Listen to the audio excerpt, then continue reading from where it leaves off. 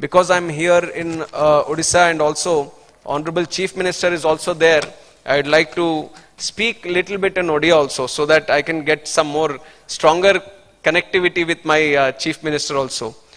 मु बहुत खुशी जे ए कॉन्फ्रेंस ओडिशा रे होची जगन्नाथ प्रभु का पवित्र भूमि रे मोरा कॉन्स्टिट्यूंसी ओडिशा बॉर्डर रे तिबादारू इति आसीबा माने गरा को आसीबा परी लगोची मोरा क्षेत्र अनेक ओडिया भाषी लोक रहंती एवं मु ओडिया संस्कृति उपरे गर्व करुची काली मु पूरी जे प्रभु जगन्नाथन करा आशीर्वाद ग्रहण करीबरा सुजोग पाइतिली एही सहायता पेमु मुख्यमंत्री मोहन चरण मांझी को आंतरिक धन्यवाद जनाउची.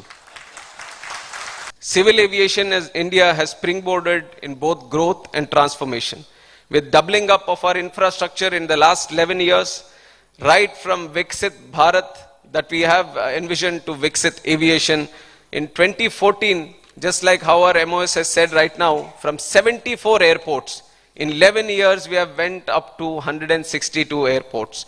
And in these 11 years, the way we have added these 88 airports is that one new airport every 45 days.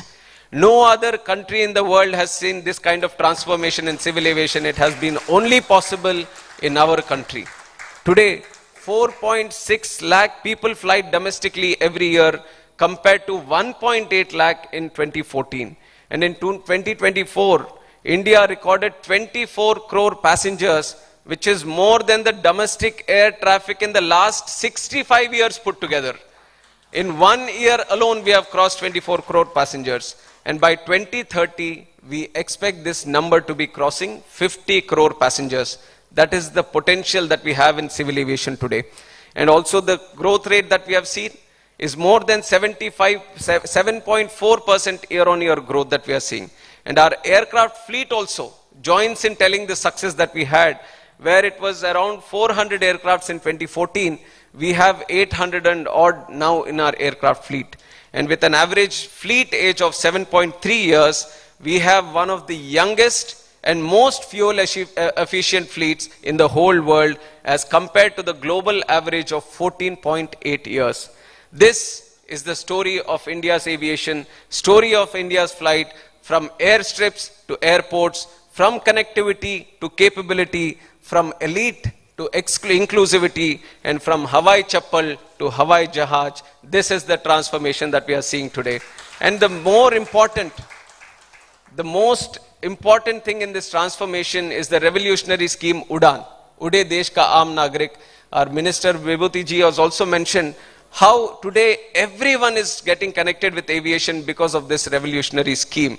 And since I've taken charge in ministry, and we have seen that more than 50 new UDAN routes have been added into our daily routes schedule.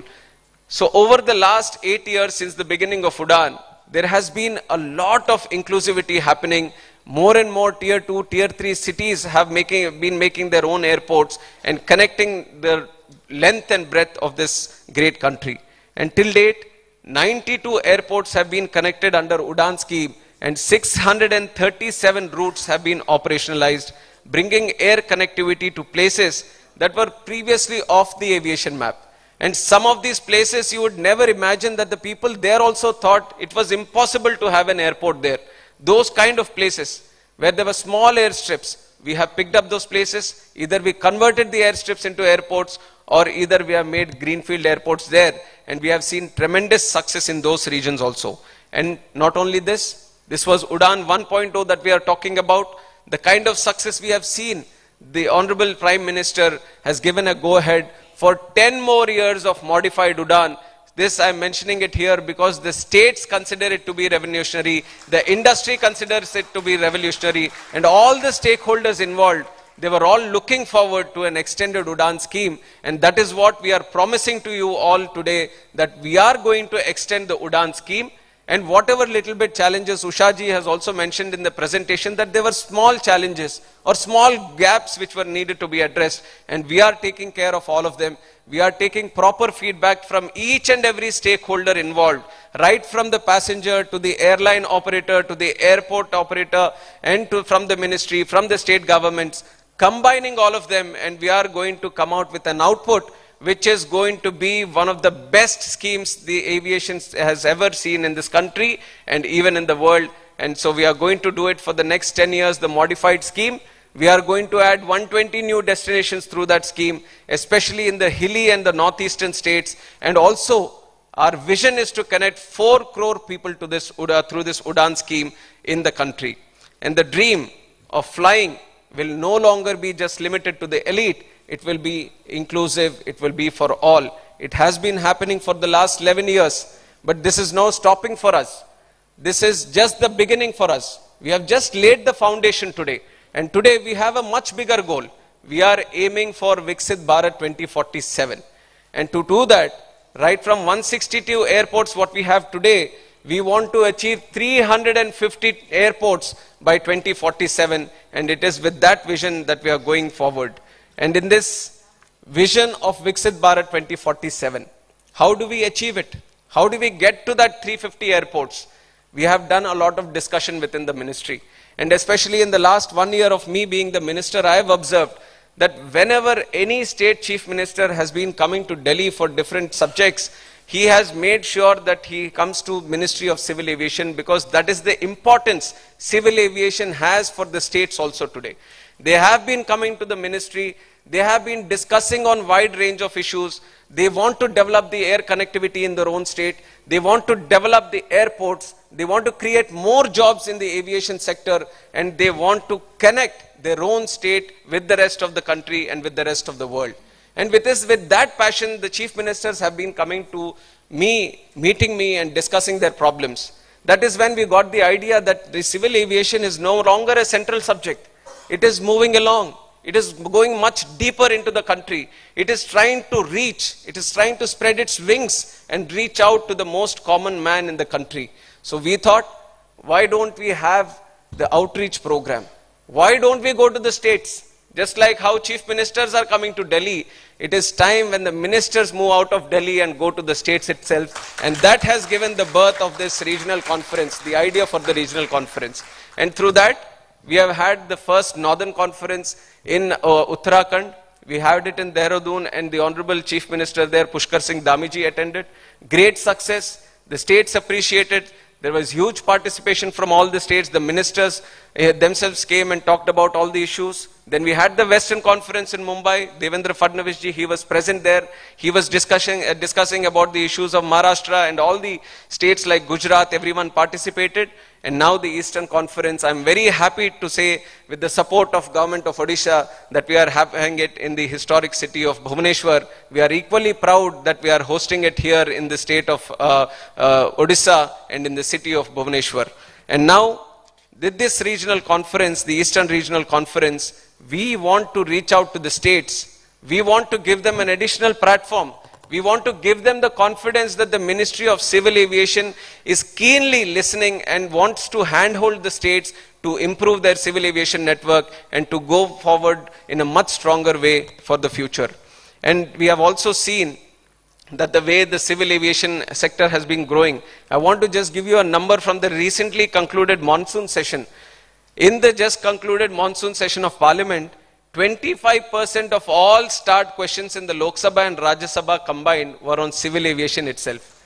And in contrast, if you look at a decade ago in 2013, only 7% of questions were related to civil aviation. See how 25%, just one ministry, one department.